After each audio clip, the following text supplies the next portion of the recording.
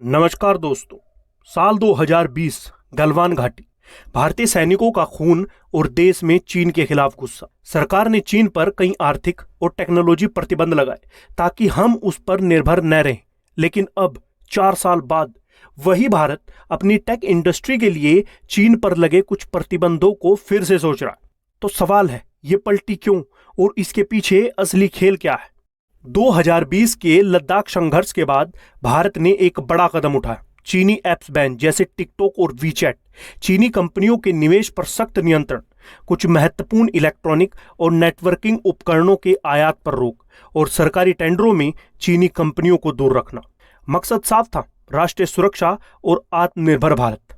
पिछले 4 सालों में भारत ने टेक मैन्युफैक्चरिंग में बड़ी छलांग लगाई। एप्पल, सैमसंग और फॉक्सकॉन जैसी कंपनियों ने यहीं उत्पादन शुरू किया। लेकिन एक समस्या है, भारत में हाई एंड इलेक्ट्रॉनिक कंपोनेंट्स और सेमीकंडक्टर चिप का घरेलू उत्पादन अभी शुरुआती स्तर पर है।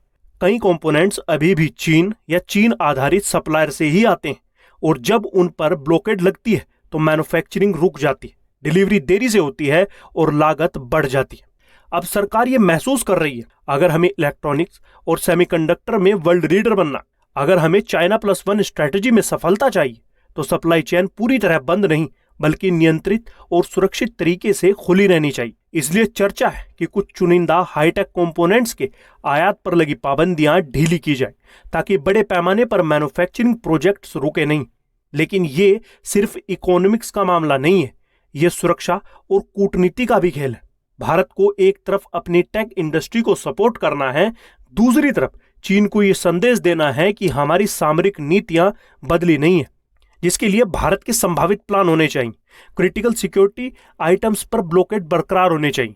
नॉन क्रिटिकल कंपोनेंट्स के लिए कंट्रोल्ड इंपोर्ट होना चाहिए। चीन के बजाय वैकल्पिक देशों से सप्लाई लाइन मजबूत करना चाहिए, जैसे वियतनाम, ताइवान, जापान और कोरिया।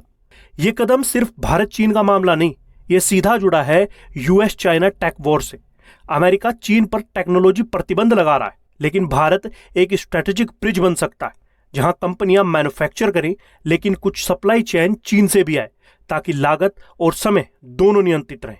अगर ये नीति सही तरीके से लागू हुई तो भारत में बड़ी टेक्नोलॉजी पार्क और चिप फैक्ट्रियां तेजी से तैयार होंगी। निर्यात यानी एक्सपोर्ट्स में उछाल आएगा और भारत ग्लोबल मैन्युफैक्चरिंग हब बनने के एक कदम और करीब पहुंच जाएगा।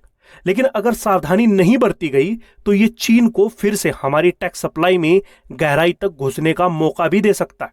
अब असली सवाल, क्या यह बदलाव सिर्फ कुछ महीनों के लिए है ताकि प्रोजेक्ट्स पूरे हो सकें, या फिर यह भारत चीन आर्थिक रिश्तों की नई शुरुआत है? 2020 में हमने चीन पर दरवाजा बंद किया था, 2025 में हम उस दरवाजे को थोड़ा सा खोल रहे हैं, लेकिन ताले की चाबी अभी भी हमारे हाथ में है और वो हमारे हाथ में ही रहनी चाहिए।